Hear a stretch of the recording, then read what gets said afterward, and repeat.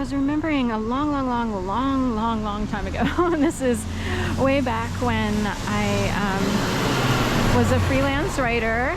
So anywhere between 2003 and say 2008, 6, 7, 8, somewhere in there, when I mostly freelanced and I was able to sustain myself. At some point on the side, I picked up dog walking, or dog sitting, cat sitting. I had already done this in Delaware. It was a new like trend in Delaware to hire dog walkers and cat sitters and all this stuff. I forget the name of that company. It was a really cute name, but in Philadelphia, an outfit was created called Philipets, Philapets, and they had an elaborate system. You would go online, like clients would go online, and they would pick and choose like dates and times. Like they had a whole software system set up. 2 people owned the company. I think it was Zeth, Deidre Fry and Zeth. I can't believe I can't remember his last name. It's not. Anyway, Zeth W. Weiss or similar. It's been so long I forget. This was like, it was kind of a neat thing. Like everybody, you could look, you go online, even as a sitter, you go online and pick jobs that you could pick. You would pick up work. So it wasn't like you could, but you wouldn't necessarily have one set of loyal clients. Like you would hop around based on your schedule. So the clients or people seeking services would put in their needs, and then pet sitters would go in and pick and choose what they could do. So it's kind of based on more part-time-ish work at first. And they would have a key box on Lombard Street. I think it was between 17th and 18th or 18th and 19th, somewhere along there. Deidre and Zeth used to live. It was like one of those compound clusters of townhomes near Colorado Street. That's right. And their garage faced Lombard, and they had a key box. And you would like drop keys in there or pick up keys. And they didn't have an issue with anyone like taking anything. It was just they had a whole system of how to get the keys to and from all these different dog walkers and cat sitters. Anyway, one of the people who I would meet, like there would be a meet and greet for new clients. And as a new person who got signed on to do this for some extra income, I actually went with Deidre, one of the co-owners, to visit someone named, I guess, can I name her name? Caroline Tiger, I think is what she went by. And she is a writer and an author, I guess. She had a book published by,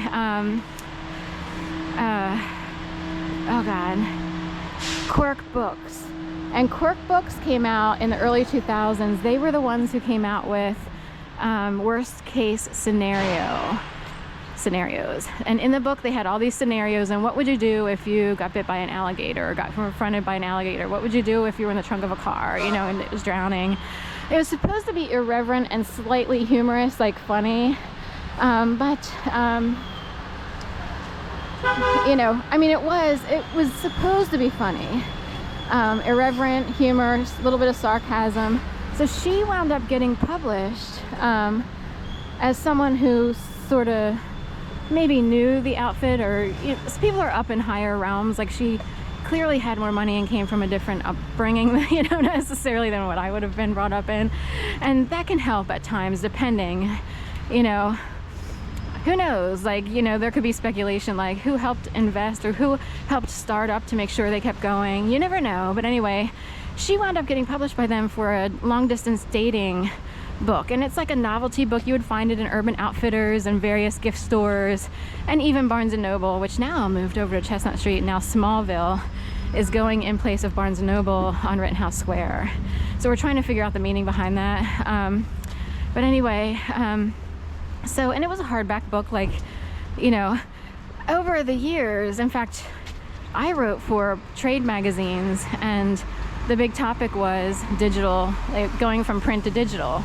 And it has sort of come into fruition that so many books are ebooks now, and there's a whole world for ebooks, as opposed to hence the bookstore, the largest bookstore that we had, downsizing to a smaller, tangible bookstore, brick and mortar. But anyway, I was thinking about her home the other day because when we visited her, I remember like it was kind of carriage house-ish. Like you would go in this door, and it was back where this video first started, down, you know, off of say 23rd or 22nd, and we'll go with like Delancey-ish, Cypress-ish, not quite Panama, we're north of Panama, but in that realm, near Chandler Place, like kind of an offshoot of Chandler. And I remember how cute and cozy it was, you know, what a nice home she had. And it would be, I guess, condo-ish. I'm not sure if she occupied the whole house. I think she owned it. I don't know that she rented. But we went up these stairs as if you were going above a garage, kind of. And then you went off to the right, went to her condo, or maybe it was an apartment, I don't know. And we took our shoes off and we went inside. Like, I still maintain that habit of, you know, and city living is like that. People walk around so much that it's just like you kind of take your shoes off when you get inside and walk around in your bare feet or socks, whichever you prefer, whatever. And if you live in a small space, but it was this really cozy place. She had cats. I don't know if she wound up on the schedule, but I never wound up having, you know, to cat sit for her, or even though I kind of wanted to, because I was like, oh, what a cute, safe place. Like some homes you go to and it's like, oh, I wish I could kind of stay here. I wish I had a home that was like this, you know. She was one of those people. I kind of lost track of her. I didn't know her personally, but every once in a while I would look her up as a fellow writer who was trying to make it, and make it to me is just to have a job. You know, you get to the point where you see reality and it's like, if I can just have any kind of job, writing, editing, or anything in the vicinity of, then we're happy. Should I cross over? I'll keep going. Okay, we'll go. Oh, I guess they had to do the lights here. Right, this is neat. Men working above, sorry. So her home was really cute and neat, and it's like, how cool would it be to have a place like that? Like, it was small and cozy, and in the north, you know, you kind of get that cozy feeling like every time